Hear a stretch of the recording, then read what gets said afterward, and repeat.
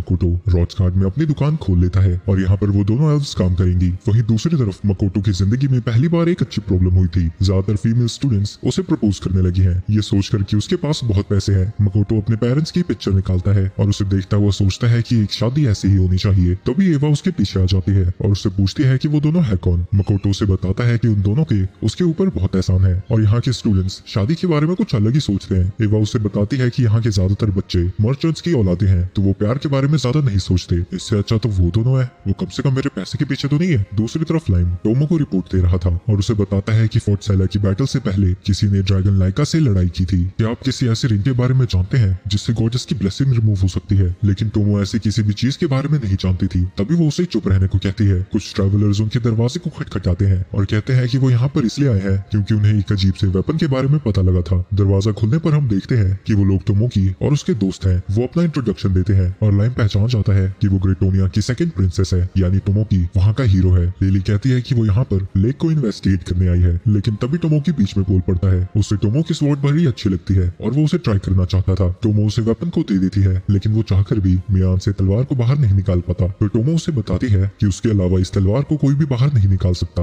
ये सुन के टोमोकी हैरान हो जाता है क्योंकि वो हर वेपन को यूज कर सकता है। तभी टोमो उसके हाथ से वेपन ले लेती है और सभी लोग ये देखकर हैरान हो जाते हैं कि टोमो उस वेपन को निकाल पा रही थी। लिली कहती है कि वो उसे खरीदना चाहती है। टोमो उसे याद दिलाती है कि वही सिर्फ इसे यूज कर सकती है। लिली अपने प्रिंसेस होने का रुतबा देकर उस पर थोड़ा प्रेशर डालने की कोशिश करती है, पर टोमो पर इसका कोई असर नहीं होता और वो समझ जाती है कि वो इसलिए उसका वेपन खरीदना चाहते हैं ताकि वो इसका रेप्लिका बना सके। और वो कहती है कि वो अपने कटाना को नहीं बेचने वाली। तो टोमोकी अपने मैजिक आई का यूज लाइम के ऊपर करता है, जो उसे अपनी तलवार देने के लिए तैयार हो जाता है। वो अपनी आई का यूज टोमो पर भी करने की कोशिश करता है, लेकिन उस पर कोई असर नहीं होता। लेकिन इसके बावजूद भी वो फिर से उस पर अपनी आई को ट्राई करता है और कहता है कि वो उसे सर्व करे। टोमो उससे कहती है कि वो पहले इतने घटिया तरीके से उसे घूरना बंद करे। उसने कभी नहीं सोचा था कि ग्रेटोनिया का हीरो इतना घटिया इंसान होगा। और टोमो उसे कहती है कि उसका शरीर और दिमाग किसी और का है। तभी मोरा पहचान जाती है कि टोमो एक ड्रैगन है और वो उसे कंट्रोल करने की कोशिश करती है, लेकिन इसका टोमो पर कोई असर नहीं होता और वो उसके स्पेल को हटा देती है। और इसकी वजह से टोमोकी का चाम भी लाइम के ऊपर से हट जाता है। लाइम टोमोकी से कहता है कि उसके जितना छिछोरा इंसान उसने आज तक नहीं देखा। इसकी वजह से उसे गुस्सा आ जाता है और वो लाइम के ऊपर हमला कर देता है। ये देखकर टोमो उसका मजाक उड़ाने लगती है। अरे लिली, बच्ची को गुच्छा आ क्या?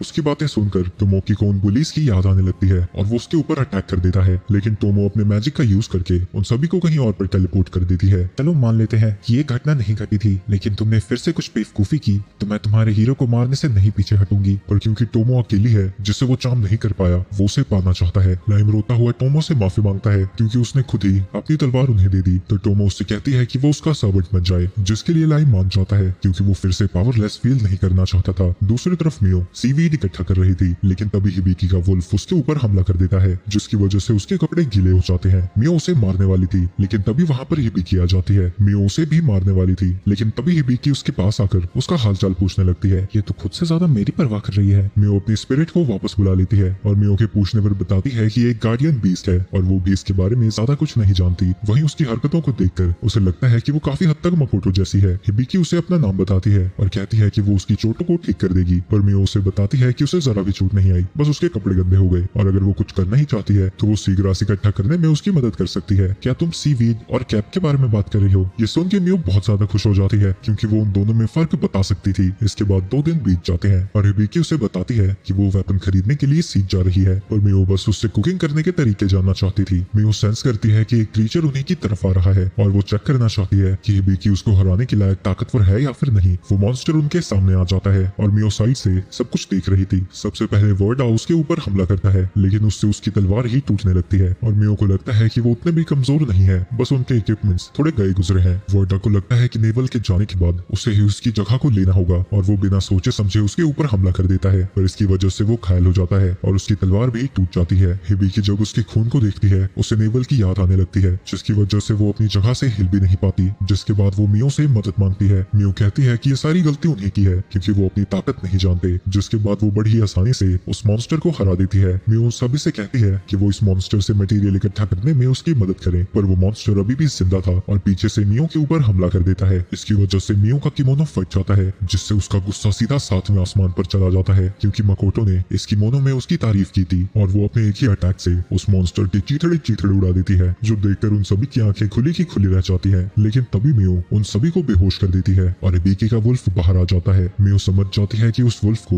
उनकी पिछली फाइट से वो याद है, पर जब वो उसे बताती है कि वो पहले से अलग है और वो उनको कुछ नहीं करेगी तो वो शांत हो जाता है। हिबिकी को अपने रूम में होश आता है और उसके बगल में ही मियो का लेटर था जिसमें उसने बताया था कि वो उन्हें सीज लेकर आई है और जब वो उठे तो कुजुनोहा ट्रेडिंग कंपनी में जरूर जाए। वो उस शॉप में जाते हैं जहाँ वो मियो से मिलते हैं। हिबिकी को लगता है कि कल की हार की वजह से वो उसे सुनाने वाली है, लेकिन मियो बस उससे कुकिंग सीखना चाहती थी। वुडी कहता है कि वो यहाँ पर इसलिए आए थे ताकि वो यहाँ से इक्विपमेंट खरीद कर वेस्टलैंड में ट्रेनिंग कर सके, पर मियो उनसे कहती है कि जितनी उनकी ताकत है वो वहाँ पर कभी सर्वाइव नहीं कर पाएंगे। हिबिकी कहती है कि उन्हें ताकतवर बनना ही होगा, तो बैरन कहता है कि वो उनके लिए वेपन बना देगा, तब तक वो मियो को खाना बनाना सिखा सकती है। मियो को लगता है कि बेहतर इक्विपमेंट काफी नहीं है वहाँ पर सर्वाइव करने के लिए, वैसे भी वो 3 दिन के अंदर ब्रॉथ बनाना कहाँ से सीख पाएगी। तो बैरन कहता है कि वो टो और उसकी पार्टी को भेज सकते हैं ताकि ये लोग सेफ रहे। इसके बाद हिबिकी उसे कुकिंग सिखाना शुरू कर देती है, लेकिन उसकी हालत पहले से जरा भी इम्प्रूव नहीं हुई थी। दूसरी तरफ शिकी मकोटो को बताता है कि टोमो ने उसे डेमी प्लेन में वापस बुलाया है क्योंकि काफी सारी चीजें हैं जो वो उसे रिपोर्ट करना चाहती है। इस समय के दौरान फॉरेस्ट ओगर शॉप को संभाल लेंगे। इसके बाद वो डेमी प्लेन में चला जाता है,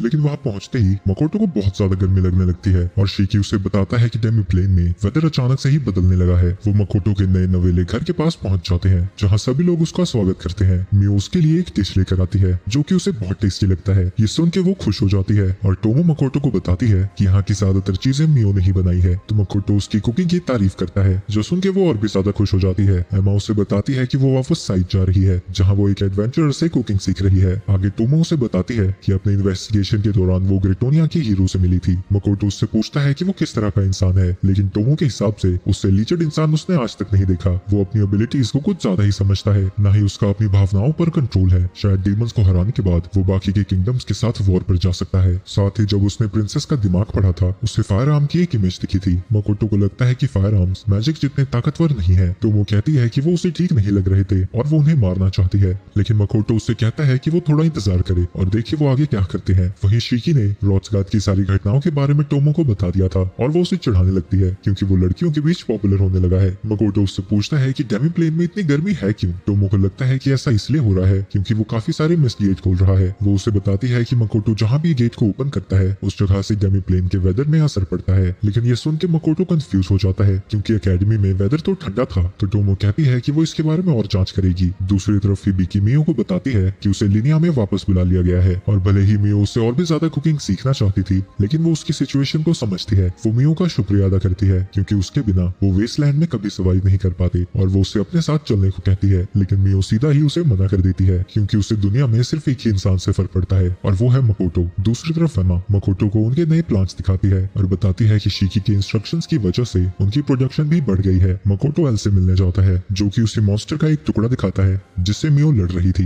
एल बताता है कि एक ऐसे मॉन्स्टर को बिलोंग करता है जिसने एक विंड स्पिरिट को खा लिया था, जो कि काफी हैरानी की बात है क्योंकि मॉन्स्टर्स यूजुअली ऐसा नहीं करते हैं, तो ऐसा जरूर किसी ने जानबूझकर किया होगा। तभी शिकी कहता है कि ऐसा उसने किया था। मकोटो को मिलने से पहले वो एक एक्सपेरिमेंट कर रहा था। वो मॉन्स्टर्स को जबरदस्ती स्पिरिट्स खिलाता था इस उम्मीद में कि वो भी एक स्पिरिट बन जाएंगे, लेकिन ऐसा कभी भी नहीं हुआ। इसके बाद मकोटो उन स्पीशीज का इंटरव्यू लेने जाता है जिसे टोमो और मियो ने रेकमेंड किया है डेमी प्लेन में बसाने के लिए। मकोटो को ये बड़ा अजीब लगता है क्योंकि वो खुद यहाँ पर आ गए जबकि उन्हें उसे मिलने जाना चाहिए था। ये सुन के आमा भड़क जाती है और उसे याद दिलाती है कि वो यहाँ पर मूव करने वाले हैं, तो उन्हीं का यहाँ पर आना बनता है और ऊपर से उसे अब यहाँ के राजा की तरह बिहेव करना शुरू कर देना चाहिए। सबसे पहले वो विंकिन स्पीशीज से मिलता है। वो मकोटो के सामने उड़ रहे थे, इसकी वजह से आमा भड़क जाती है क्योंकि वो ऊपर से मकोटो को नीचे की तरफ देख रहे थे और वो उन्हें नीचे उतरने को कहती है। इसके बाद हमें पता चलता है कि उनकी स्पीशीज अच्छे फाइटर्स होते हैं, तो वो अपने विलेज को अच्छे से प्रोटेक्ट कर पा रहे थे। वो उससे पूछते हैं कि क्या वो उसे इक्वली ट्रीट करेगा और उनके स्किल्स के हिसाब से उन्हें सूटेबल जॉब मिलेगी, जिसपे मकोटो हाँ कहता है, जो सुन के खुशी के मारे वो दोनों रोने लगते हैं। इसके बाद टोमो की रिकमेंडेड स्पीशीज की बारी थी जिनका नाम गॉर्गोन्स है। मकोटो उनसे कहता है कि वो अपनी आंखों की कट्टियों को हटा सकते हैं, पर वो घबरा रही थी क्योंकि वो जिस चीज को भी देखती है वो पत्थर में बदल जाती है। पर मकोटो उन्हें यकीन दिलाता है कि ना ही उसे कुछ होगा ना ही आमा को, लेकिन वो अभी भी डर रही थी क्योंकि वो मकोटो से जरा भी माना सेंस नहीं कर पा रही है, जो सुन के आमा भड़क जाती है। इसके बाद वो अपनी पट्टियों को हटा लेती है जिसकी वजह से मकोटो की टेबल पत्थर में बदल जाती है। वो कहती है कि उन्हें इससे बहुत परेशानी होती है, इससे उनका खाना भी पत्थर में बदल जाता है। आगे मकोटो को पता लगता है कि उनकी स्पीशीज में सिर्फ फीमेल्स होती हैं और रिप्रोडक्शन के लिए वो दूसरे मेल स्पीशीज की एनर्जी को ऑब्जॉर्ब करते हैं। वहीं उन लड़कियों को बाकी के यहाँ पर रहने वाली स्पीशीज की फिक्र हो रही थी क्योंकि जो भी उनकी आंखों से पत्थर बनता है वो वापस नॉर्मल नहीं हो सकता। लेकिन मकोटो कहता है कि वो उनके लिए ग्लासेस बनवा देगा जो कि उनके मास्क जैसे ही काम करेंगे और साथ ही जिन्हें वो पत्थर में बदल बदलते हैं उन्हें वापस से नॉर्मल किया जा सकता है, लेकिन वो टेबल फिर से वापस से पत्थर का बन जाता है। तो मकोटो को लगता है कि उसे पेट्रिफिकेशन रेजिस्टेंट भी अप्लाई करना होगा, और जब वो इस बार टेबल को ठीक करता है वो दोबारा पत्थर में नहीं बदलती। ये देखकर वो इमोशनल हो जाती है क्योंकि उन्हें लगा था कि उन्हें हमेशा ही मास्क पहनना पड़ेगा। इसके बाद मियो की रिकमेंडेशन का इंटरव्यू चलता है और इन स्पीशीज का नाम एल एलोमेरा है। वो अपने फॉरेस्ट को छोड़ना चाहते हैं क्योंकि एक राइजू के झुंड को उनके लोकेशन के बारे में पता लग गया है। मकोटो को लगता है कि वो फेरीज हैं, पर वो उसे बताते हैं कि वो फेरीज और स्पिरिट्स के बीच का कुछ है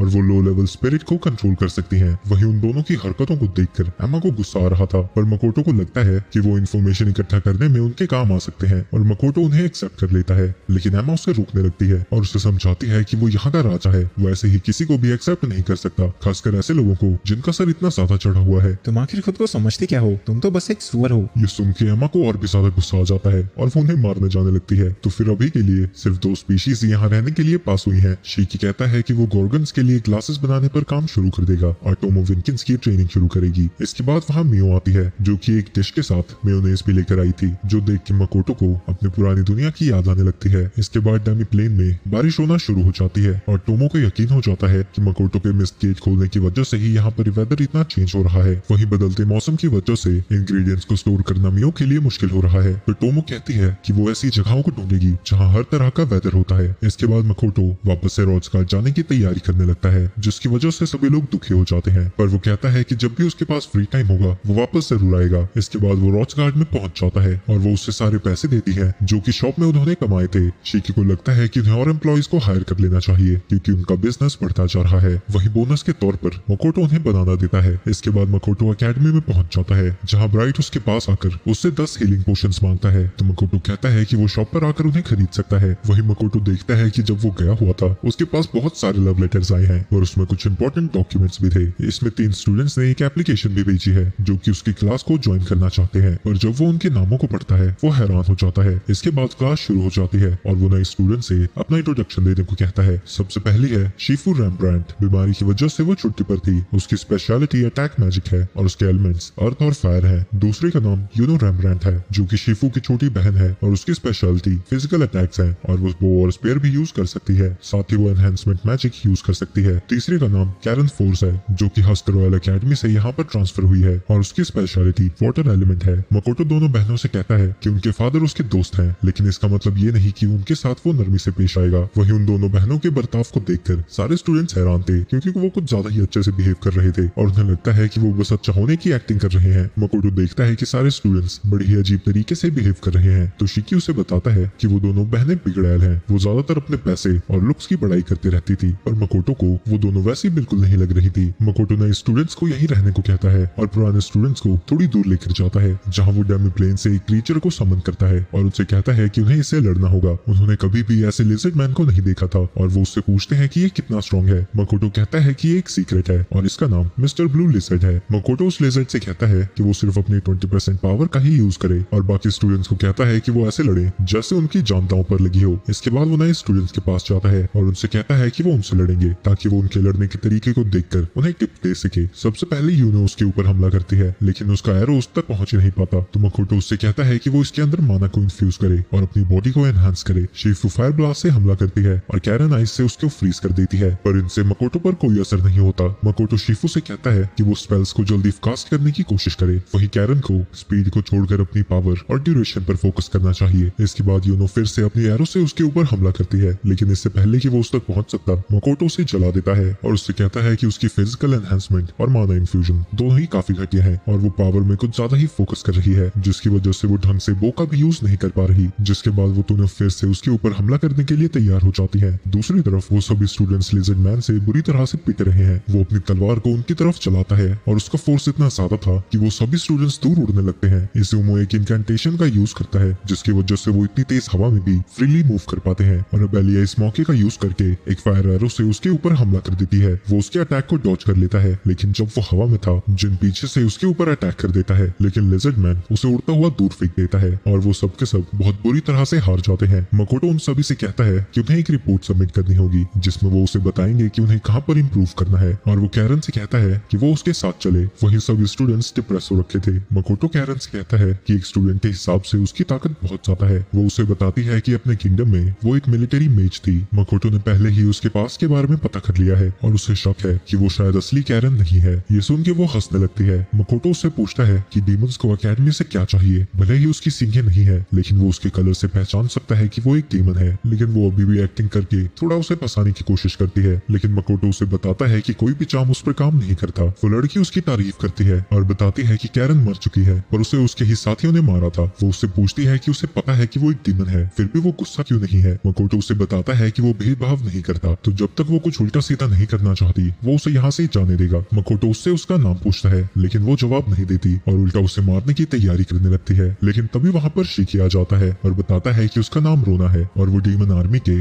4 जनरल्स में से एक है। इसके बाद वो गुत्तेत्सु में जाते हैं। रोना को सुनोहा ट्रेडिंग कंपनी के बारे में और जानना चाहती है। उसे ये भी पता है कि सीज में उसकी एक और शॉप है। उसे लगता है कि वो उनका एजेंट है पर मकोटो उसे बताता है कि वो इस वॉर के बारे में बिल्कुल न्यूट्रल है और उससे पूछता है कि वो एकेडमी में कर क्या रही है। रोना कहती है कि अगर वो रात में उससे मिलने आया तो वो उसे बता देगी। तो शिकी उसे समझाता है कि अगर वो गलती से उसके साथ सो गई तो जिंदगी भर पछताने वाली है। रोना उसे बताती है कि वो यहाँ पर इसलिए आई है ताकि वो ह्यूमनॉइड एक्सपेरिमेंट्स को रोक सके जो कि छुपकर इसी सिटी में किए जा रहे हैं। इसके बाद मकोटो की मदद करने के लिए वहाँ पर लाइम आता है। वो सिटी में की जा रही ह्यूमन ट्रैफिकिंग को इन्वेस्टिगेट करने के लिए कहता है और बताता है कि इस चीज में असासिन गिल्ड भी जुड़े हुए हैं। मकोटो एक्वा और एरिस से कहता है कि वो उसकी मदद करे लेकिन वो ओवर टाइम नहीं करना चाहते थे, पर जब वो उन्हें अपने केले ऑफर करता है वो मान जाती है। शिकी मकोटो से कहता है कि वो रोना की किसी भी बात पर पूरी तरह से भरोसा नहीं कर सकते और मकोटो उससे पूछता है कि वो दोनों एक दूसरे को कैसे जानते हैं। शिकी बताता है कि वो दोनों पहले एक दूसरे से इंफॉर्मेशन एक्सचेंज किया करते थे पर उसने कई बार उसका यूज किया और मुसीबत में भी डाल दिया। उसके ऊपर डीमन किंग का कोई बड़ा सा कर्ज है इसलिए सिर्फ वो उसी के लिए लॉयल है। लेकिन वो मेयर जितनी ताकतवर नहीं है लेकिन वो उससे भी ज्यादा बुरी है। इसके बाद वो रैम्ब्रांड सिस्टर से मिलने जाते हैं। वो उन्हें कंग्रेचुलेट करता है क्योंकि अब वो पूरी तरह से ठीक हो गए हैं। वो देखते हैं कि क्लास से मकोटो बहुत अलग बिहेव कर रहा था तो वो उन्हें बताता है कि क्लास में उसे स्ट्रिक्ट होना पड़ता है। उन्हें ठीक करने के लिए वो मकोटो का शुक्रिया अदा करती है और पूछती है कि क्या वो उसके लिए कुछ कर सकती है। लेकिन मकोटो कहता है कि इन सब की कोई जरूरत नहीं है। वहीं उनके फादर ने मकोटो को बताया था कि वो उनके रिकवरी प्रोसेस को रिकॉर्ड करना चाहता है। लेकिन तभी वो दोनों बहनें उसे बताती हैं कि उन्होंने अपने फादर और उस बटलर को बहुत ज्यादा पनिश किया है क्योंकि उन्हीं की वजह से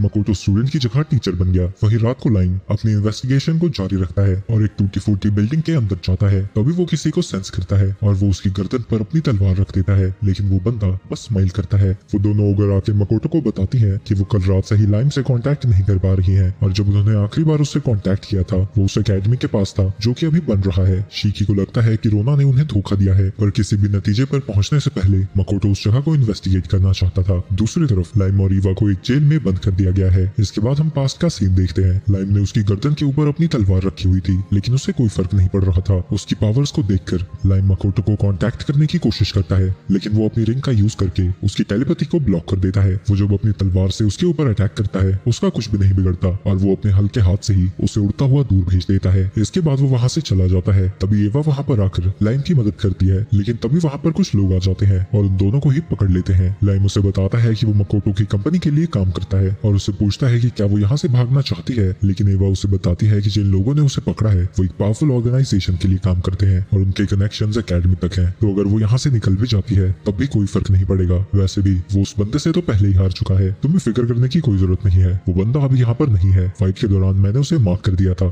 तो मैं उसकी लोकेशन को ट्रैक कर सकता हूँ। ईवा कहती है कि अगर उसने यहाँ से उसे निकाल दिया तो वो उसे काफी वैल्यूएबल इन्फॉर्मेशन देगी और अगर वो इस ऑर्गेनाइजेशन को हरा देते हैं तो वो उसे और भी रिवॉर्ड देगी। लाइम अपने छुपे हुए वेपन को बाहर निकालता है और उसकी मदद से जेल से बाहर आ जाता है। लेकिन जब वो वहाँ से निकलते हैं वो अपने सामने एक्सपेरिमेंट्स को देखते हैं जिसे ह्यूमंस और डेमी ह्यूमंस के ऊपर किया जा रहा है। ईवा को लगता है कि वो कॉम्बैट और मैजिकल एबिलिटीज को इंक्रीज करना चाहते हैं। वहीं लाइम उन सभी एक्सपेरिमेंट्स को मारना चाहता है ताकि वो और तकलीफ में ना जिए। दूसरी तरफ शिकी और मकोटो उसी जगह पर हैं जहां से लाइम गायब हुआ था। शिकी वहां पर एक ड्रैगन की प्रेजेंस को सेंस कर रहा था। मकोटो को लगता है कि शायद वो सोफिया और लांसर होंगे, जो सुन के शिकी एक्साइटेड हो जाता है क्योंकि अब वो मकोटो का बदला ले सकता था। लेकिन तभी वहां पर लाइम आ जाता है जिसकी वजह से वो दुखी हो जाता है क्योंकि बेचारे को उनसे लड़ने का मौका भी नहीं मिला। वहीं लाइम के साथ ईवा को देखकर मकोटो हैरान हो जाता है। इसके बाद लाइम उसे उसी इंसिडेंट की एक डिटेल्ड रिपोर्ट देता है और जिस बंदे ने लाइम को हराया है वो उसके बारे में और जानना चाहता था। मकोटो शिकी से कहता है कि वो रोना से मिले और उन लोगों के बारे में पता लगाए जो कि इस ऑर्गेनाइजेशन की मदद कर रहे हैं। वहीं उनकी डील के हिसाब से ईवा उन्हें इंपॉर्टेंट इन्फॉर्मेशन देने लगती है। वो कहती है कि जिन लोगों की पिक्चर्स को वो उस दिन देख रहा था वो उन दोनों को जानती है। ईवा बताती है कि वो आदमी एक नोबल था और वो औरत एक हाई रैंकिंग प्रीस्टेस। उनकी शादी कैलेनियन में होने वाली थी लेकिन उन्हें बिना शादी किए जबरदस्ती किंगडम से बाहर निकाल दिया गया जिसके बाद ही वो यहाँ से गायब हो गए। लेकिन वो ये नहीं जानती कि उन्हें जबरदस्ती वहाँ से बाहर क्यों निकाला गया, क्योंकि जब 10 साल पहले डीमंस ने वहाँ पर हमला किया था सारे रिकॉर्ड्स गायब हो गए। मकोटो उससे पूछता है कि वो उन दोनों के बारे में कैसे जानती है, तो वो बताती है कि वो भी उसी नेशन से बिलोंग करती है और जब वहाँ पर जंग छिड़ी थी सिर्फ वो और लूरिया ही वहाँ से बचकर बाहर निकल पाए थे। लेकिन लोग उन्हें कार बुलाने लगे क्योंकि वो अपने ही नेशन को छोड़कर भाग गए थे। इसी की वजह से वो अपनी फैमिली के बारे में बात भी नहीं कर सकते और लगातार उन्हें परेशान किया जाता है। एक बार तो उन्होंने अपनी ही जिंदगी लेने का सोच भी लिया था, पर इससे कुछ भी सॉल्व नहीं होता, तो उन्होंने डिसाइड किया कि वो अपनी फैमिली के खोई हुई जमीनों को वापस लेंगे और इसीलिए उसने उस ऑर्गेनाइजेशन से कांटेक्ट किया इस उम्मीद में कि उनकी मदद से वो अपने गोल को पूरा कर पाएगी। वो ऑर्गेनाइजेशन गॉडेस के खिलाफ है और अपनी टेक्नोलॉजी की वजह से उनकी ताकत भी बहुत ज्यादा है। लेकिन इसी दौरान वो लाइम के साथ पकड़ी गई। मकोटो उस ऑर्गेनाइजेशन की ताकत के बारे में सोच रहा था और उसे लगता है कि शायद वो भी वॉर में हिस्सा ले सकते हैं, लेकिन तभी वो आसपास किसी को सेंस करता है और लाइम उसे बताता है कि जिसने उसे हराया था वो यहीं आ रहा है। मकोटो लाइम से कहता है कि वो शिकी को बुलाए, लेकिन लाइम खुद उससे लड़ना चाहता था। तभी वहाँ पर मियो और टोमो आ जाते हैं और वो भी लाइम से कहते हैं कि उसे पीछे रहना चाहिए। वो बंदा वहाँ पर पहुंच जाता है और उन्हें बताता है कि वो एडवेंचरर्स गिल्ड का गिल्ड मास्टर है। वो लाइम के साथ की गई हरकतों के लिए उनसे माफी मांगता है, जो सुन के वो सभी हैरान हो जाते हैं। वो उसे चाय देते हैं लेकिन वो फ्रूट्स मांगने लगता है, जिसकी वजह से मियो को गुस्सा आ जाता है। लेकिन मकोटो के कहने पर वो फ्रूट्स लेने चली जाती है। मकोटो उससे पूछता है कि वो यहाँ पर क्या कर रहा है, लेकिन सीधा सीधा जवाब देने की जगह वो उल्टी पुल्टी बातें करने लगता है। इसकी वजह से टोमो परेशान होकर मकोटो को बताती है कि एक ग्रेटर ड्रैगन है और इसका नाम लूटो है। बात करते करते वो मकोटो के पास पहुंच जाता है। तभी टोमो अपनी तलवार निकाल देती है और उससे पूछती है कि वो आदमी कब बना। लूटो बताता है कि करीब 300 साल पहले औरत बने बने वो बोर हो चुका था। तभी वो मकोटो के पास जाता है और उसे सिड्यूस करने की कोशिश करने लगता है। वो उससे कहता है कि वो उसे लड़के पसंद हो या लड़कियां, वो दोनों में ही ट्रांसफॉर्म हो सकता है, पर इसकी वजह से टोमो और मियो उससे लड़ने के लिए तैयार हो जाती है। लूटो उन्हें समझाता है कि वो एडवेंचरस गिल्ड के बारे में बस बात करने आया था। दूसरी तरफ रोना उनकी इन्वेस्टिगेशन में मदद करने के लिए तैयार हो जाती है और उसे बताती है कि उसने पहले ही अपना ओरिजिनल गोल पूरा कर लिया है और वो मकोटो की असली पावर को देखना चाहती है। लूटो मकोटो को बताता है कि उसने 1000 साल पहले गिल्ड को बनाया था इस उम्मीद में कि धीरे धीरे ये पूरी दुनिया में फैलकर प्रॉब्लम्स को सॉल्व करने में मदद करेगा। उसी ने कार्ड्स भी बनवाने शुरू किए जो कि एडवेंचरर्स के लेवल दिखाएगा और ये आइडिया मकोटो की दुनिया के गेम से आया था और ये सब कुछ उसके मास्टर ने बताया था। तो वो उससे पूछती है कि उसने ऐसा सिस्टम क्यों बनाया। लूटो कहता है कि गॉडेस की ब्लेसिंग के साथ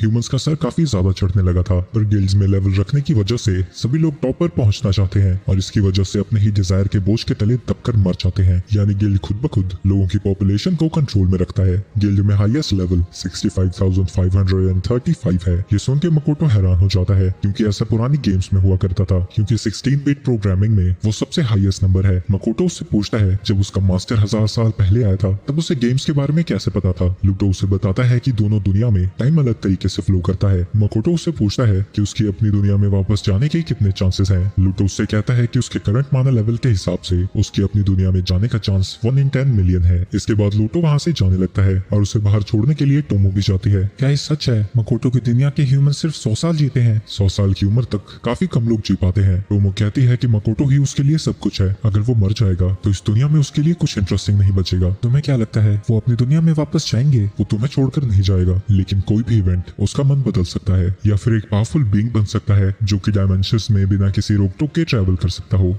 शिकी मकोटो से कहता है कि वो रोनो पर भरोसा नहीं कर सकते, लेकिन मकोटो उससे इंप्रेस हो रखा था क्योंकि इतने कम समय में उसने ऑर्गेनाइजेशन से जुड़े हुए कुछ लोगों को ढूंढ भी लिया। रोना मकोटो से कहती है कि वो एकेडमी से जा रही है क्योंकि जिस काम के लिए वो आई थी वो उसने पूरा कर दिया है और जाते जाते वो एकेडमी को कैरन की डेथ के बारे में बता देगी। पर मकोटो उससे कहता है कि वो सिर्फ इतना कहे कि किसी फैमिली इमरजेंसी की वजह से उसे जाना पड़ रहा है। वहीं कैरन उससे कहती है कि वो शिकी और फॉरेस्ट ओगर्स के ऊपर भरोसा ना करे और जाने से पहले वो उसे एक मंत्र देती है जिसकी मदद से वो उसे कॉन्टैक्ट कर सकता है। वो उस मंत्र को टोमो को दिखाता है और टोमो को लगता है कि वो इसकी मदद से वो उन कर्स्ड आइटम्स के बारे में पता लगा सकते हैं जिसकी मदद से वो गॉडेस की ब्लेसिंग को रोक रहे हैं। तभी मकोटो रियलाइज करता है कि लाइम एक ह्यूमन है, लेकिन फिर भी वो उससे नॉर्मली बात कर रहा था। टोमो, तुमने उसके साथ क्या किया?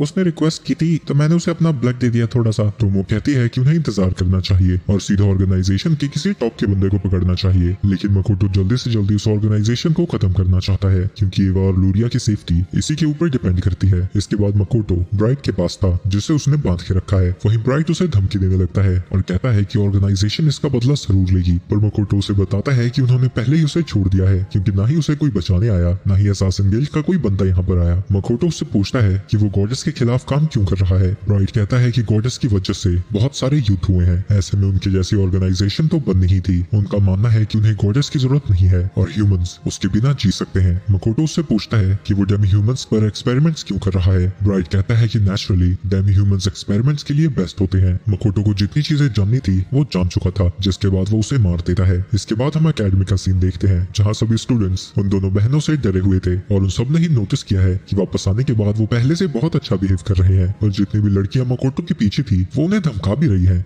वहीं इलुम इलुम बुलाते हैं इसको। वहीं इलुम की तबीयत थोड़ी ठीक नहीं थी क्योंकि अब उसे उस मेडिसिन की आदत लग गई है। मकोटो के स्टूडेंट्स बात कर रहे थे कि कैरन एकेडमी को छोड़कर जा चुकी है, तो वो दोनों बहनें अब उनके साथ मिलकर लिजर्ड मैन से लड़ेंगी। वो जानते हैं कि मिस्टर ब्लू उनसे कहीं ज्यादा ताकतवर है, तो वो उससे लड़ने के लिए स्ट्रेटजी बनाने लगते हैं। लेकिन उनकी नेक्स्ट फाइट के लिए मकोटो एक और लिजर्ड मैन को ले आता है, जिसकी वजह से उनका सारा प्लान धरा का धरा रह जाता है। वहीं इस बार भी वो सभी स्टूडेंट्स बड़ी आसानी से हार जाते हैं। स्टूडेंट्स मकोटो से कहते हैं कि गर्मियों की छुट्टियों के वक्त भी वो उन्हें पढ़ाए। मकोटो रैम्ब्रांड सिस्टर से पूछता है कि क्या वो भी यहाँ पर रहना चाहती है क्योंकि उनका फादर उन्हें वापस बुला रहा है, लेकिन वो दोनों भी उससे सीखना चाहती थी। अगर ये दोनों घर नहीं गई तो बेचारे रैम्ब्रांड का क्या होगा। और वो शीकी से अपने स्केड्यूल के बारे में पूछता है, पर शीकी कहता है कि हफ्ते में एक बार वो उन्हें सिखा सकते हैं। गधे, ये नहीं बोलना था। लेकिन जब वो उन स्टूडेंट्स के चेहरे देखता है वो उन्हें ट्रेनिंग देने के लिए मान जाता है। लेकिन वो शीफू और यूनो से कहता है कि आधी समर ब्रेक के बाद उन्हें अपने घर जाना होगा, जिसके लिए वो मान जाती है। इसके कुछ समय बाद वो सब अब मिस्टर ब्लू से बेहतर तरीके से लड़ने लगे हैं और शीकी उनकी तारीफ करता है और उन्हें हील करके कहता है कि वो फिर से उससे लड़ना शुरू करें। वहीं ब्लू अब अपनी ताकत बढ़ा देता है और उनसे लड़ने लगता है। वो अपनी पूंछ से जिन को हराकर बाकी के स्टूडेंट्स को जमा देता है। दूसरी तरफ साई से बाकी के बच्चे लड़ रहे हैं। मित्रा उसके अटैक को ब्लॉक करता हुआ शीफू से कहता है कि वो इस चिपकली पर हमला करे, लेकिन इसकी वजह से उसे गुस्सा आ जाता है और वो गुस्से में सभी को बुरी तरह से पीटने लगती है और एक एक करके सबके पिछवाड़े सुझा देती है। जाई के आउट ऑफ कंट्रोल जाने के लिए वो सभी स्टूडेंट से माफी मांगता है। वहीं सभी स्टूडेंट्स कंफ्यूज हो रखे थे कि वो अचानक से ही इतनी ताकतवर कैसे हो गई, तो मकोटो उन्हें बताता है कि वो अब तक सिर्फ अपनी 1/10 पावर का ही यूज कर रही थी, जो सुन के वो सभी लोग हैरान हो जाते हैं और वो जाई के साथ एक और बार फाइट करना चाहते थे। शाम को मकोटो उन सभी को खाना खिलाकर वहाँ से भेज देता है। वहीं शीकी ने उन सबसे कहा है कि वो मॉन्स्टर से लड़कर अपने लेवल को बढ़ाएं और इसके लिए उसने एक अच्छी लोकेशन भी बता दी है। इसके बाद वो काफी सारे मॉन्स्टर्स को हरा देते हैं और उनका लेवल 8 से बढ़ जाता है। वहीं एलिया शीकी के प्यार में गिर चुकी है और वो उसकी दूसरी या फिर तीसरी बीवी तक बनने को तैयार है। अगले दिन स्टूडेंट्स के सामने एक डमी ड्रैगन आ जाता है।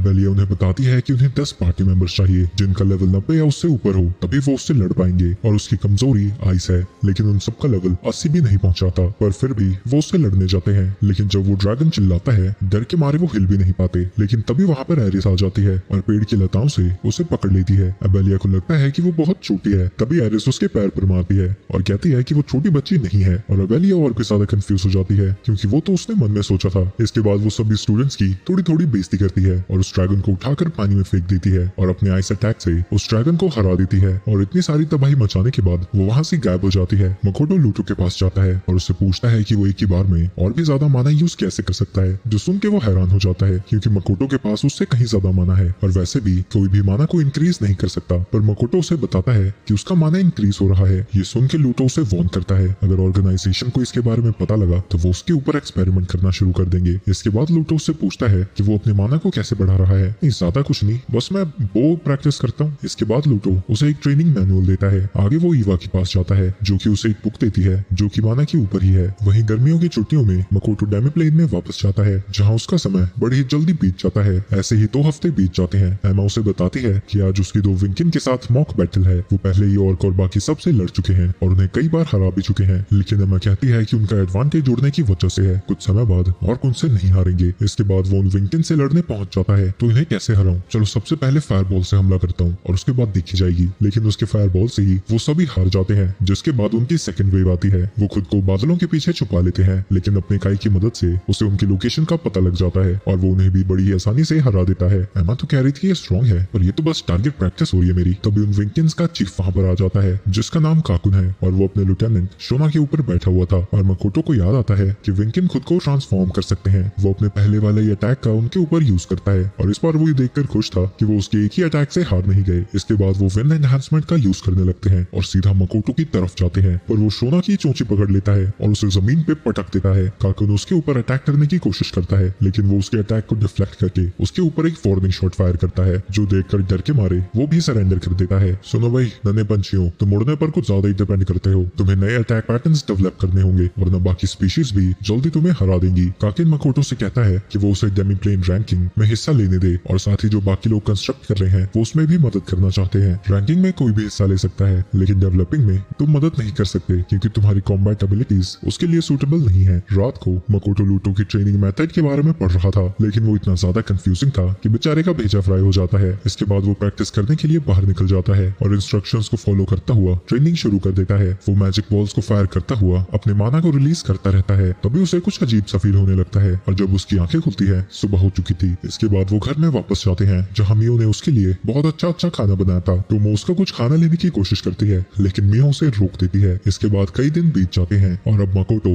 अपने शरीर के बाहर का माना भी यूज कर सकता है, तो वो अपनी ट्रेनिंग को जारी रखता है। साथ ही जो बुक उसे ईवा ने दी थी उसमें उसे एक मंत्र मिला है, जिससे शायद वो अपने माना को मटेरियलाइज कर पाएगा। तो वो अपनी कंसीलिंग आई का यूज करके अपने माना को छुपा लेता है और उसी मंत्र को पढ़ने लगता है, जिसकी वजह से उसका माना एक फिजिकल फॉर्म में आ जाता है। वो इस माना की ताकत को देखना चाहता था और सीधा जाकर एक पेड़ से टकरा जाता है। इसकी वजह से पेड़ के 2 टुकड़े हो जाते हैं और मकोटो को कुछ भी नहीं हुआ था। वहीं वो इस माना के साथ रैपिड फायर भी कर सकता था, और अब उसे लगने लगता है कि इस माना की मदद से उसे किसी भी लड़ाई में जरा भी चोट नहीं आएगी। अगले दिन टोमो मकोटो को बताती है कि सभी स्पीशीज उसे दिखाना चाहते हैं कि वो कितना ज्यादा इंप्रूव हो गए हैं, और ऐसा करने के लिए उसने जमीन से एक बड़ा सा पत्थर निकाला है और शिकी ने उसके ऊपर एक मैजिक कास्ट किया है, जो कि उन सभी की पावर्स को दिखाएगी। सबसे पहले ऑक्स की बारी थी। एमा उस ऑर्क को एनहांस कर देती है और वो उस चट्टान पर अटैक कर देता है, जिससे उन्हें 78 पॉइंट्स मिलते हैं। अगली बारी मिस्ट लिजर्ड्स की थी, लेकिन सबसे पहले वो आसमान में हमला करते हैं, जो देख के मकोटो कंफ्यूज हो जाता है। तो टोमो उसे बताती है कि वो विंकिन को दिखा रहे हैं कि अब वो आसमान में उनसे सेफ नहीं है, जिसके बाद वो उस चट्टान पर अटैक करते हैं और उन्हें 68 पॉइंट्स मिलते हैं। एल्डर ड्वार्फ्स को 70 पॉइंट्स मिलते हैं, वहीं एल्की को 65 पॉइंट्स मिलते हैं, और गॉर्गन्स को 0 पॉइंट्स मिलते हैं, क्योंकि उनकी आंखों का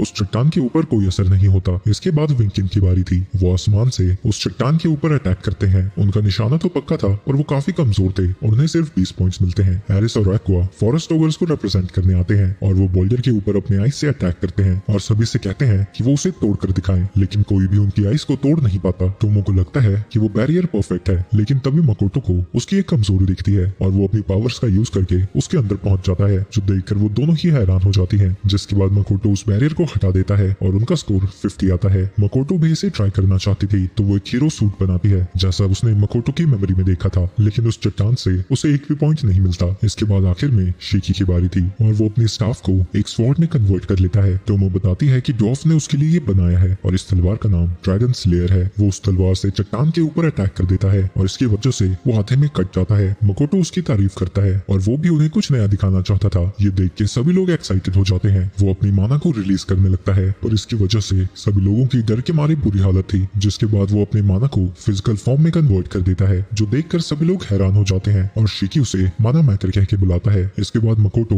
उस चट्टान को पंच करता है, जिसकी वजह से उसके चीथड़े उड़ जाते हैं। तो मेरी नई स्किल के बारे में तुम्हारा क्या ख्याल है? लेकिन वो लोग इतने ज्यादा हैरान थे कि वो कुछ बोल ही नहीं पाते। किसी और जगह पर एक वुल्फ और बेयर मकोटो की पावर्स को देखकर हैरान थे और सोच में पड़ जाते हैं कि कहीं वो उनके लिए खतरा तो नहीं बनने वाला। टोमो मकोटो को बताती है कि ऑक्स के ऊपर एक बेयर और वुल्फ ने हमला कर दिया है। मकोटो को लगता है कि शायद ये भी बदलते मौसम की वजह से हो रहा है, तो वो एक ऐसी जगह पर मिस्ट केक खोलना चाहता है जिससे यहाँ का मौसम थोड़ा स्टेबल हो सके। वहीं मियो तो सीधा बेयर को पकाने के बारे में सोच रही थी, पर मकोटो उसे रोकने को कहता है और उससे बात करने के लिए जंगल में चला जाता है। उसके सामने एक बेयर आ जाता है, तो वो अपने रेड सूट की मदद से बड़ी तेजी से उसके पीछे आ जाता है और उसके ऊपर अटैक करने की जगह वो उसे गले लगा लेता है, जिसकी वजह से बेयर कंफ्यूज हो जाता है। वो मकोटो के ऊपर हमला तो करता है, पर वो अपने मानव मटेरियल की मदद से उसके हर हमले से बच जाता है और एक हल्के हाथ के मुक्के से उसे बेहोश कर देता है। तभी उसके सामने एक वुल्फ का झुंड आ जाता है। वो उसके ऊपर अटैक करने लगते हैं, लेकिन वो भी उसका कुछ नहीं बिगाड़ पाते। मकोटो बिगड़ते वेदर के लिए उनसे माफी मांगता है। मैं प्रॉमिस करता हूँ मैं तुम्हारे जंगलों में दोबारा नहीं आऊंगा और मैं तुम्हारी मदद भी करना चाहता हूँ। ये सुन के वुल्व्स कंफ्यूज हो जाते हैं, क्योंकि मकोटो अपना इलाका उनके साथ शेयर करना चाहता था, जबकि वो इतना ज्यादा ताकतवर है। मैं तो बस शांति से जीना चाहता हूँ और मैं चाहता हूँ कि तुम जंगलों को प्रोटेक्ट करना जारी रखो। एक बड़ा सा बेयर उनके सामने आ जाता है और अपना इंट्रोडक्शन ब्राउनी नाम से देता है। वो मकोटो के ऑफर को एक्सेप्ट कर लेता है, लेकिन वुल्फ श्योर नहीं था कि जो आसमान में है वो इसे एक्सेप्ट करेगा या फिर नहीं। लेकिन वो फिर भी इस डील को आगे बढ़ाते हैं और मकोटो उस जंगल का नाम वुल्फ वुड्स रखता है। इसके बाद मकोटो और मोई को डांट लगा रहा था क्योंकि जो भी फल उन्हें दिखते थे वो बार बार उन्हें तोड़ ही देते हैं। लेकिन तभी एक बड़ा सा पक्षी उनके सामने आ जाता है। उससे वुल्स ने मकोटो के बारे में बता दिया था और वो यहाँ पर अपना इंट्रोडक्शन देने आया है। वो अपने साइज को छोटा कर लेता है और बताता है कि उसका नाम बोल्डर बर्ड है और वो स्काइज और माउंटेन्स का रूलर है। वो मकोटो के लिए आसमान की सुरक्षा करना चाहता है। वही मकोटो रॉक बर्ड्स के बारे में जानता था। तभी वो बर्ड कहता है कि वो रॉक नाम लेना चाहता है, जिसके बाद वो खुशी खुशी वहाँ से चला जाता है। इसके बाद हमें बेलिया और जिन को देखते हैं जो कि डिनर पर गए थे, जहाँ जिन उसे बताता है कि वो शिकी के साथ काम कर रहा है। जिन समर ब्रेक के खत्म होने से पहले उस डेमी ड्रैगन को हराना चाहता है और बेलिया को लगता है कि वो ऐसा कर सकते हैं। वो बात करते हैं कि कैसे एकेडमी ने उन्हें ढूंढकर स्कॉलरशिप दी थी, लेकिन मकोटो से मिलने से पहले वो जरा भी प्रोग्रेस नहीं कर रहे थे। जिन उससे पूछता है कि गर्मियों की छुट्टियों में भी वो घर वापस क्यों नहीं जा रही है। अबेलिया उसे बताती है कि उसके पास कोई जगह नहीं है, उसकी मॉम की पहले ही मौत हो गई है। जिन एक मिरांडा नाम की लड़की के बारे में बात करता है जो कि उसके गांव में ही रहती थी और उससे ताकतवर थी। वो एक अनाथ थी जिसे जबरदस्ती मॉन्स्टर से लड़ने के लिए भेज दिया जाता था और वो उसका पहला प्यार था, इसलिए उसने उसकी मदद करना शुरू कर दिया। लेकिन एक दिन उन्हें फॉरबिडन फॉरेस्ट को इन्वेस्टिगेट करने का ऑर्डर मिला, जहाँ उन्हें एक मेज की वर्कशॉप मिली। उसके अंदर एक मॉन्स्टर उनके ऊपर हमला कर देता है। उसे देखकर जिन बहुत ज्यादा डर जाता है, लेकिन मिरांडा उसके ऊपर हमला करने लगती है और पागलों की तरह उससे लड़ते हुए उसे हरा भी देती है, जिसकी वजह से जिन उसे मॉन्स्टर कह के बुलाता है। जो सुन के मिरांडा उसे छोड़कर चली जाती है। वो अपनी कमजोरी के लिए खुद को माफ नहीं कर पाया, इसलिए वो अपनी स्किल्स को इम्प्रूव करता गया और अकेडमी को ज्वाइन किया। वो मिरांडा जितना ताकतवर बनना चाहता है ताकि वो उससे माफी मांग सके। एरिस मकोटो को बताती है कि वो स्टूडेंट्स उसको बिना बताए डेमी ड्रैगन से लड़ना चाहते हैं, पर शिकी को लगता है कि वो इतने ताकतवर है कि वो उसे हरा सके। पर एरिस उन्हें बताती है कि वहाँ पर एक ड्रैगन का झुंड है, तो मकोटो खुद उन्हें हराना चाहता है और वो एक ड्रैगन स्टूडेंट्स के लिए छोड़ देगा। पर इससे पहले शिकी उस जगह को इन्वेस्टिगेट करना चाहता था। जंगल में उसे सीक्रेट ट्रेजर ऑफ फेलिसियोन मिलता है, जिसका नाम सेप्टर ऑफ ड्रैगन्स है। नेशन के तबाह होने पर खबर थी कि ये खो गया है। वो तुरंत ही मकोटो को कांटेक्ट करता है, जिसे भी एक सेप्टर ऑफ ड्रैगन मिला था। शिकी को लगता है कि किसी ने एक रिचुअल को परफॉर्म किया है सीक्रेट ट्रेजर को एक्टिवेट करने के लिए और इसीलिए ड्रैगन्स को यहाँ पर समन किया गया है। शिन को लगता है कि ये डीमंस का काम है। वही मकोटो उन ड्रैगन्स के झुंड के पास पहुंच जाता है। वो उन स्टूडेंट्स के लिए एक ड्रैगन को ट्रांसफर कर देता है और खुद उनके बीचों बीच कूद जाता है। ड्रैगन्स अपनी फायर ब्रेथ से उसके ऊपर हमला करते हैं, लेकिन उस पर जरा भी असर नहीं होता। वो उन सभी ड्रैगन्स को हरा देता है और उनका मीट न्यू के लिए ले जाता है। दूसरी तरफ शिकी को काफी सारे डीमंस दिखते हैं जो कि डीमन लॉर्ड को पसंद नहीं करते थे, लेकिन कुछ डीमंस सीक्रेट ट्रेजर के साथ भाग गए तो उसे कोई काम की इन्फॉर्मेशन नहीं मिलती। दूसरी तरफ सभी स्टूडेंट्स डेमी ड्रैगन से लड़ने के लिए पहुंच जाते हैं। वो ड्रैगन उनके ऊपर अटैक कर देता है, लेकिन वो उसके फायर को बैरियर से ब्लॉक कर देते हैं और मित्रा अपनी स्वॉर्ड में उसके फायर को अब्सॉर्ब करने लगता है, जिसके बाद डायना खुद को बूस्ट करके उस ड्रैगन के ऊपर अटैक कर देता है। एक एक करके सभी स्टूडेंट्स उसके ऊपर हमला करने लगते हैं और अबेलिया अपने एरो से उसके चेहरे में छेद कर देती है। वो ड्रैगन को एक बैरियर के अंदर कैद कर लेते हैं और शिफू उसके ऊपर अटैक कर देती है। जब सारा धुआं शांत होता है, वो ये देख के खुश थे कि उन्होंने ड्रैगन को हरा दिया था, लेकिन जिन जानता है कि अगर उसे मिरांडा को ढूंढना है तो उसे और भी ज्यादा ताकतवर बनना होगा। दूसरी तरफ हम सोफिया और लांसर को देखते हैं उसी मेज वर्कशॉप में जिसके बारे में जिन बात कर रहा था। हमें पता चलता है कि सोफिया असल में मिरांडा है और ये वर्कशॉप लूटो की थी। वो जिन के बारे में सोचती है, लेकिन तभी वो खुद को याद दिलाती है कि अब वो मिरांडा नहीं है। मिरांडा को असल में लूटो ने ही बनाया था। वो हर एक ग्रेटर ड्रैगन को मारना चाहती है और आखिर में लूटो को कंज्यूम करना चाहती है। गर्मियों की छुट्टियां खत्म हो जाती है और अकेडमी में जल्द ही एक फेस्टिवल होने वाला है। फेस्टिवल में एक कम्पिटिटिव टूर्नामेंट भी होने वाला है जिसमें ग्रेटोनिया और लीनिया से गेस्ट आएंगे जो स्टूडेंट्स को इवैल्यूएट करेंगे। इसके बाद मकोटो और शिकी इन्वेंटरी को चेक कर रहे थे, तभी वहाँ पर लूटो आ जाता है जो मकोटो के साथ फेस्टिवल देखना चाहता था। मियो और टोमो भी आने वाली है, तुम उनके साथ चले जाना। शिकी नए स्टाफ के बारे में बात करता है और मकोटो कहता है कि इस पोजीशन के लिए एल्डर डॉर्फ्स बेस्ट होंगे। तुम ह्यूमन से नफरत करते हो क्या? जब देखो डेमी ह्यूमंस के बारे में ही सोचते हो। चुपचाप दफा हो जाओ यहाँ से। मकोटो रियलाइज करता है कि फेस्टिवल के दौरान लूटो काफी इंपॉर्टेंट लोगों से मिलेगा। वहीं शिकी उसके एक्सपेरिमेंट्स में इंटरेस्टेड था। एक टेंपल प्रीस्ट जिसका नाम शिनाए है मकोटो से मिलने आता है। शिनाए कहता है कि जो मेडिसिन वो अपने स्टोर में बेच रहा है लोगों को लगता है कि प्राइस के हिसाब से वो बहुत ज्यादा इफेक्टिव है। मकोटो को लगता है कि वो घूस खाने वाला है, लेकिन शिनाए कहता है कि इस अफवाह को खत्म करने में वो उसकी मदद कर सकते हैं, पर इसके लिए उसे उन्हें मेडिसिन बनाने का तरीका दिखाना होगा। पर फिर तो वो मेडिसिन ये खुद भी बना पाएंगे। टेंपल के कुछ लोग भी ऑर्गेनाइजेशन से जुड़े हुए हैं, पिछला बिशप भी जिसे रोना ने मार दिया, लेकिन टेंपल से कनेक्शन होना अच्छी बात होगी, तो वो शिनाए को हाँ कर देता है। अगले दिन वो टेंपल में पहुंच जाते हैं। उस लीचड़ औरत को पूछने के लिए इतना बड़ा टेंपल बनाया है जहाँ बिशप मकोटो से कहती है कि वो उसके प्रोजेक्ट्स के बारे में रूमर्स खत्म कर देंगे और साथ ही जो उसके ऊपर कर्स है उसका भी सोल्यूशन ढूंढने की कोशिश करेंगे। इसके बाद शिकी एल्केमिस्ट को बताने लगता है कि वो मेडिसिन को कैसे बनाते हैं। तब तक शिनाए मकोटो को कुछ बातें करने के लिए ले जाता है, जहाँ वो ये सुन के हैरान हो जाता है कि इतने कम समय में मकोटो ने 2 दुकानें खोल दी है, तो उसे लगता है कि कोई उसकी मदद कर रहा है। मकोटो बताता है कि रेम्ब्रांट कंपनी ने उसकी काफी मदद की है। शिनाई कहता है कि उनका रिलेशनशिप रेम्ब्रांट से थोड़ा उल्टा है और मकोटो को याद आता है कि जब उसकी फैमिली बीमार पड़ी थी, पैट्रिक ने गॉडेस की पूजा करना बंद कर दिया था। उनके जाने के बाद बिशप उन्हें बताती है कि उनकी सारी मेहनत बेकार गई, क्योंकि जब भी उन्होंने मकोटो का दिमाग और माना एग्जामिन करने की कोशिश की, उसने उन्हें ब्लॉक कर दिया था। और भले ही मकोटो ने दवाई बनाने का सही तरीका बताया था, पर उनकी अभी की कैपेबिलिटी के हिसाब से सेम मेडिसिन बनाने का उनका सिर्फ 50% चांस है, और अगर वो बना भी लेते हैं तो जितने मकोटो पैसे लेता है उन्हें उससे 100 गुना ज्यादा लेने होंगे। दूसरी तरफ शॉप में जिनको पता लगता है कि एरिस ने पहले लिजर्डमैन को हरा रखा है और वो उससे जानना चाहता है कि उसने ऐसा कैसे किया। मकोटो और शीकी शॉप में वापस आते हैं और जब वो एरिस को अपनी तारीफ करता हुआ सुनते हैं, वो उसे धमकाते हैं कि अगर ऐसी हरकतें उसकी जारी रही तो वो उसे डेमीप्लेन के ट्रेनिंग कैंप में भेज देंगे। तो वो उनसे माफी मांगने लगती है और कहती है कि वो दोबारा ऐसी हरकत नहीं करेगी। मकोटो जिनसे कहता है कि अगर वो चीटिंग करने वाला है तो उसे उसकी क्लास में नहीं आना चाहिए। मकोटो जब टाउन से गुजर रहा था,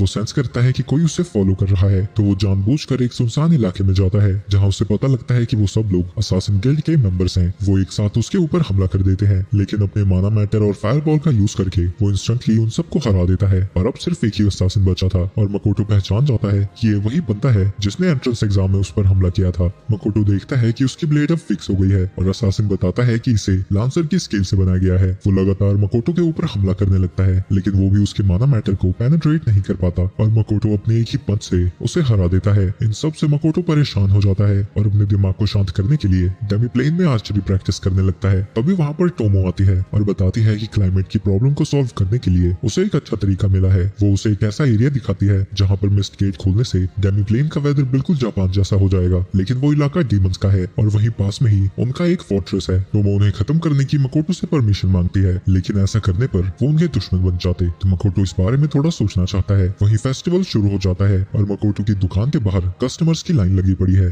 और शीकी ने लाइन और एल्डर डॉग्स को बाहर लाइन को मेंटेन करने के लिए भेज दिया है ताकि बाकी की शॉप्स को परेशानी ना हो। मकोटो सेल्स के बारे में पूछता है और शीकी बताता है कि उन्होंने पूरे दिन का कोटा अभी कुछ घंटों में ही लगभग खत्म कर दिया है, क्योंकि दूसरे शहर से भी एडवेंचरर्स उनके पास आए हैं। रात को सभी लोग डिनर करने के लिए गोतेत्सु में जाते हैं और हम देखते हैं कि भीड़ को मैनेज करने के लिए लूरिया भी उनकी मदद कर रही है। दूसरी तरफ लिनिया और लॉरल के रिप्रेजेंटेटिव्स मिलते हैं। लॉरल की रिप्रेजेंटेटिव सुरेत्सु अपनी प्रीस्टेस को वापस मांगती है और लिनिया का किंग कहता है कि चिया खुद ही बिकी की मदद करना चाहती थी। सुरेत्सु कहती है कि वो चिया को खतरे में डाल रहे हैं। अगर ऐसा है तो लॉरल अपनी फोर्स को भेज दे, वो उसे सेफ रखेगा। सुरेत्सु वहाँ से जाने लगती है और कहती है कि चिया को रिप्लेस नहीं किया जा सकता और उससे उम्मीद है कि फेस्टिवल के खत्म होने तक उनके बीच में एक अग्रीमेंट हो जाएगा। दूसरी तरफ मकोटो और बाकी लोग एंजॉय कर रहे थे। वही हम देखते हैं कि लिली चुप कर उन्हें देख रही थी और उनकी पागलों वाली हरकतों को देखकर उसका दिमाग खराब होने लगता है। फेस्टिवल के दूसरे दिन स्टूडेंट्स को उनके मैनर्स के ऊपर जज किया जाता है। मकोटो पैट्रिक और उसकी वाइफ लीसा से मिलता है, जो कि मकोटो की मदद के लिए उसका शुक्रिया अदा करती है। इसके बाद सुरेत्सु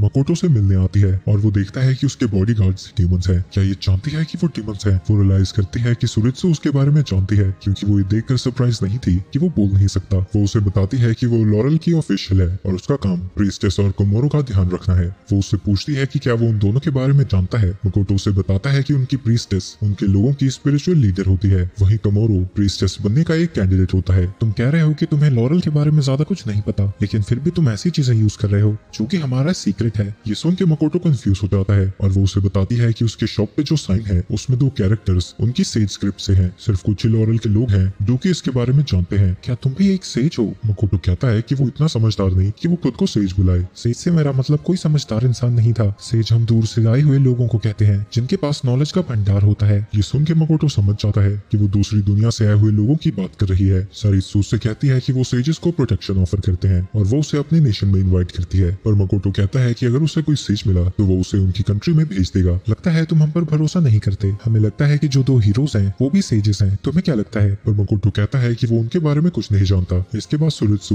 लिली से मिलती है, जो ये देखकर हैरान थी कि लॉरल कुजुनोहा ट्रेडिंग कंपनी से बात कर रही है। टोमो से ऑब्सेस हो रखा है, मुझे कुजुनोहा का कुछ तो करना ही पड़ेगा। वो सुरेत्सु से पूछती है कि वो कुजुनोहा से क्यों मिलने गई थी, तो सुरेत्सु बताती है कि जो मेडिसिन वो बनाता है वो उसमें इंटरेस्टेड है। लिली कहती है कि वो भी मकोटो से मेडिसिन खरीदना चाहती है। अगर ऐसी बात है तो मैं तुम्हारे लिए खरीद कर ले आऊंगी। ये सुन के लिली समझ जाती है कि वो नहीं चाहती कि वो भी कुजुनोहा से मिले। लिली कहती है कि ग्रेटोनिया गन पाउडर के बारे में और जानना चाहता है। लिली को पता है कि सुरेत्सु उसके साथ काफी सावधान रहती है, लेकिन शायद गलती से वो उसे कोई इंपॉर्टेंट इन्फॉर्मेशन दे देगी। साथ ही जो उसके गार्ड्स हैं उसे टोमोकी ने चार्म कर दिया है, तो बाकी का काम वो संभाल लेंगे। मकोटो पैट्रिक से बात कर रहा था, लेकिन तभी वहाँ पर रिलम आ जाता है। लेकिन मकोटो को वो याद भी नहीं था, तो वो उससे माफी मांगता है और कहता है कि वो उससे बाद में बात करेगा। पर इलम कहता है कि वो उसे माफ नहीं करेगा और उसके सभी स्टूडेंट्स को टूर्नामेंट में धूल चटा देगा। शिक्यू उसे याद दिलाता है कि जब वो शहर में आए थे सबसे पहले उन्हीं चूजों से मिले थे। वो तीनों स्ट्रॉस बाहर निकालती है ये डिसाइड करने के लिए कि उनमें से कौन मकोटो के साथ चलेगा, और इसमें लूटो जीत जाता है, जिसकी वजह से वो दोनों ही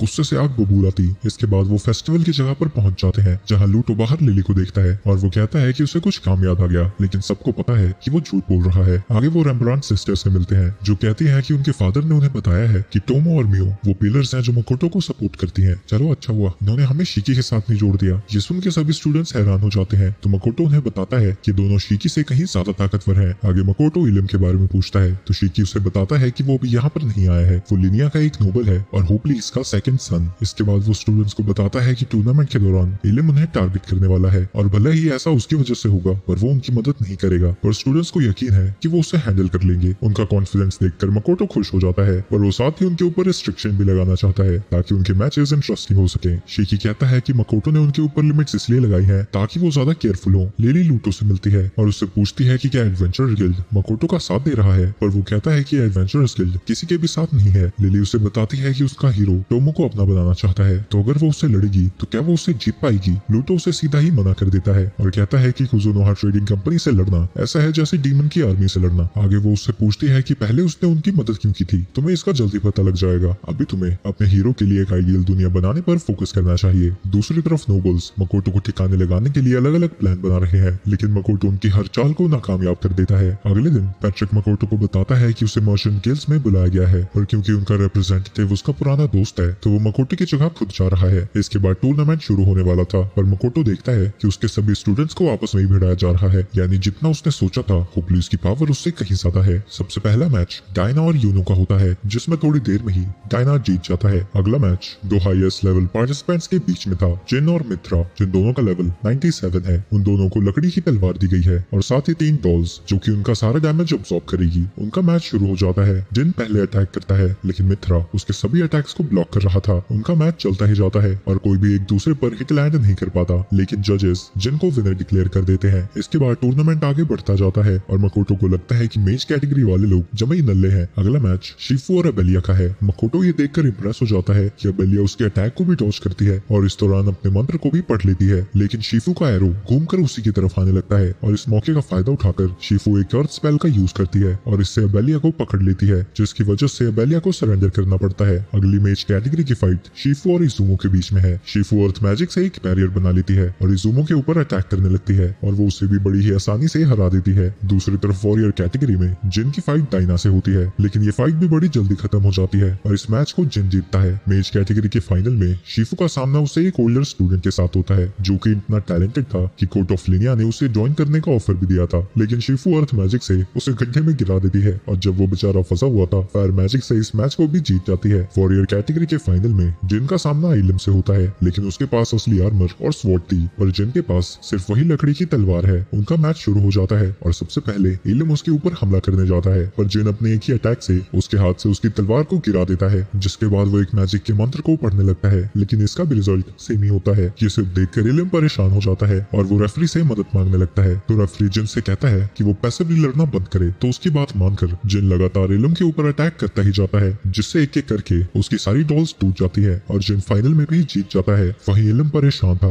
और टीम बैटल्स के दौरान अपनी मैजिक मेडिसिन यूज करना चाहता है। वहीं अब टूर्नामेंट का चैंपियन डिसाइड करने के लिए दोनों कैटेगरी के विनर्स आपस में लड़ने वाले हैं। टोमो और मियो को लगता है कि शिफू के सामने जिन नहीं जीत पाएगा। मैच के शुरू होते ही शिफू अपने मैजिक से उसकी मूवमेंट को रोक देती है और एक फायर अटैक से आसानी से उस मैच को जीत जाती है। दूसरी तरफ पैट्रिक मकोटो को बताता है कि जो हो सकता था वो उसने सब किया, लेकिन इसके बावजूद भी मर्चेंट गिल्ड मकोटो से मिलना चाहते हैं क्योंकि सारी नेशंस उसकी कंपनी में इंटरेस्टेड है। अगले दिन स्टूडेंट्स को पता लगता है कि मकोटो उनकी टीम बैटल मैचेस को नहीं देख पाएगा। आगे जिन बताता है कि रूल्स में बदलाव किए गए हैं, तो पार्टी के टोटल लेवल 365 से ऊपर नहीं जा सकता, यानी उनमें से सिर्फ 3 लोग ही हिस्सा ले सकते हैं। लेकिन वो 3 स्टूडेंट्स भी अपने अपोनेंट के सामने बड़ी ही आसानी से जीत रहे थे, जो देखकर लिली को लगता है कि मकोटो बहुत अच्छा टीचर है और वो किसी और नेशन को मकोटो को लेने नहीं दे सकती। दूसरी तरफ मर्चेंट गिल्ड में मकोटो ज़ारा हार्डेस से मिलता है, जो कि रॉड्सकार्ड मर्चेंट्स गिल्ड का लीडर है, जिसे कुजुनोहा ट्रेडिंग कंपनी को इन्वेस्टिगेट करने का काम दिया है क्योंकि उनकी कंपनी के बारे में रूमर्स हैं कि उन्हें डीमन से मदद मिल रही है। मकोटो कहता है कि ऐसा कुछ भी नहीं है। ज़ारा को उस पर यकीन है क्योंकि टेंपल ने भी यही कहा है, लेकिन लेकिन उसे लगता है कि मेन प्रॉब्लम उसके डिस्ट्रीब्यूशन में है, क्योंकि उनके मटेरियल्स को खरीदने का रिकॉर्ड है पर ट्रांसपोर्टेशन का कोई भी रिकॉर्ड नहीं है। और वो मकोटो से पूछता है कि वो मटेरियल्स को ट्रांसपोर्ट कैसे कर रहा है। मकोटो उसे डेमी प्लेन के बारे में नहीं बता सकता था, तो वो कहता है कि वो वही रोड्स यूज करते हैं जो कि बाकी के मर्चेंट्स करते हैं, पर उनके नाम पे कोई रिकॉर्ड इसलिए नहीं है क्योंकि वो रेम्ब्रांड कंपनी के कार्ड्स को बोरो करते हैं। पर ज़ारा उसे कुछ डॉक्यूमेंट्स दिखाता है जिसमें साफ साफ लिखा था कि जो मटेरियल्स वो खरीद रहा है और जो मटेरियल उसके प्रोडक्ट्स में है वो बिल्कुल अलग है। मकोटो कहता है कि अगर उनकी इन्वेस्टिगेशन के बारे में उसे पहले पता होता तो वो जरूर कोऑपरेट करता, लेकिन ज़ारा कहता है कि वो इनोसेंट है या फिर नहीं ये गिल्ड डिसाइड करेगा और उसे अपने डिस्ट्रीब्यूशन के तरीके को शेयर करना होगा। मकोटो को लगता है कि वो उससे पैसे ऐंठने की कोशिश कर रहा है और पूछता है कि क्या पैसों से सब सॉल्व हो जाएगा। से तो सिर्फ ये बात कंफर्म होती है कि तुम अपना ट्रांसपोर्टेशन का तरीका छुपा रहे हो। मुझे लगा था कि तुम काफी अच्छे मर्चेंट होगे क्योंकि तुम पैट्रिक के साथ काम कर रहे हो, पर लगता है मैं गलत था। तुम यहाँ पर सिर्फ अपने लक की वजह से पहुंचे हो। तुम्हें अपने मंथली प्रॉफिट का हमें 90% देना होगा, क्योंकि जिन कंपनीज ने तुम्हारे खिलाफ कंप्लेंट की है वो तुमसे कहीं ज्यादा पैसे कमाती हैं, तो वो मुट्ठी भर गोल्ड कॉइन से शांत नहीं होने वाले। मकोटो उससे कहता है कि वो कोई ऐसी डिमांड करे जो कि थोड़ी रीजनेबल हो। तुम्हारे शॉप पर काफी सारे डमी ह्यूमंस काम करते हैं ना, तुम उन्हें क्यों नहीं बेच देते,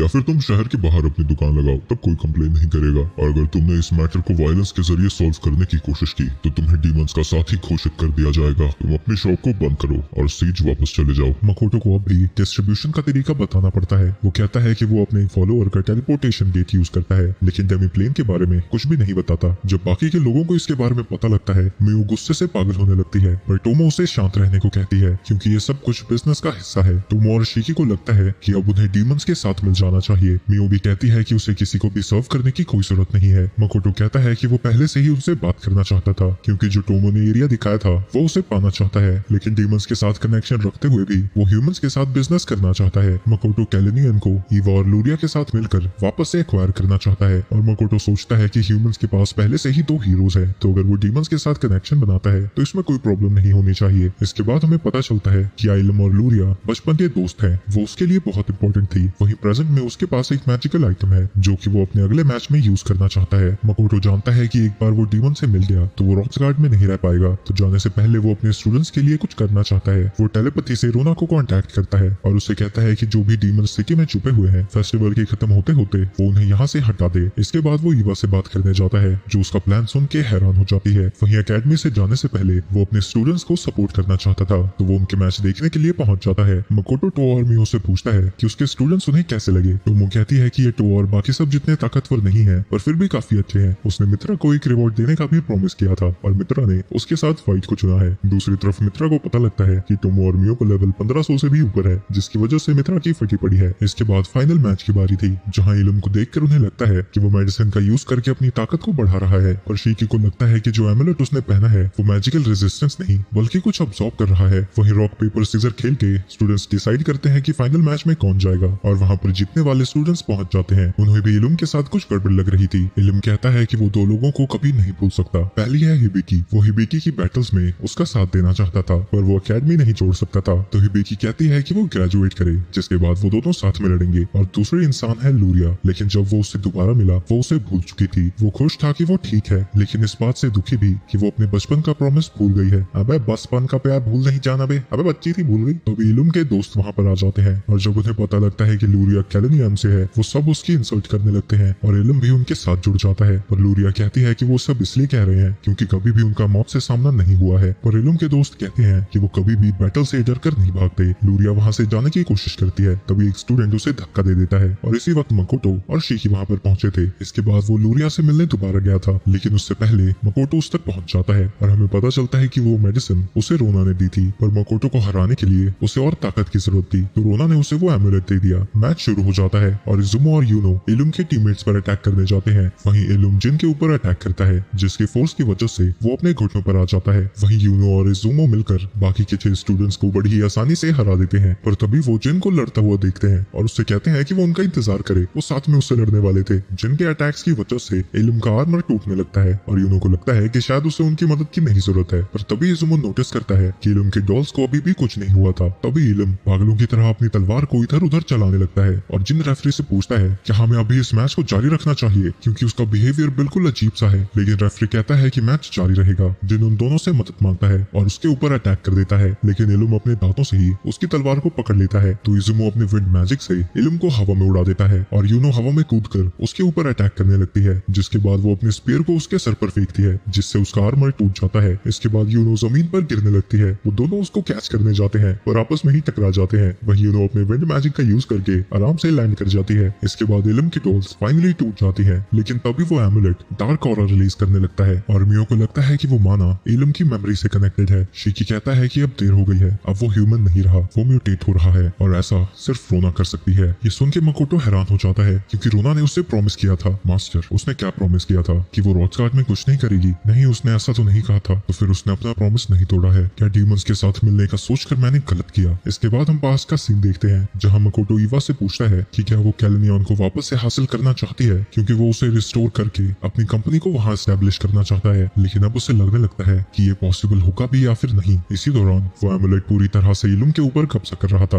वहीं रोना बड़ी खुश थी क्योंकि उसने नहीं सोचा था कि उसे किंग और लिली एक साथ मिल जाएंगे और उसे लगता है कि अगर मकोटो डीमंस के साथ कनेक्शन बनाना चाहता है तो वो इस चीज को पूरी तरह से इग्नोर करेगा। वहीं इलम सोच रहा था कि वो बस लूरिया से माफी मांगना चाहता था। आइलम थोड़ी देर में ही एक मॉन्स्टर में बदल जाता है। वहीं इलम की ही तरह सिटी के काफी सारे लोग उसी तरह का माना रिलीज कर रहे थे।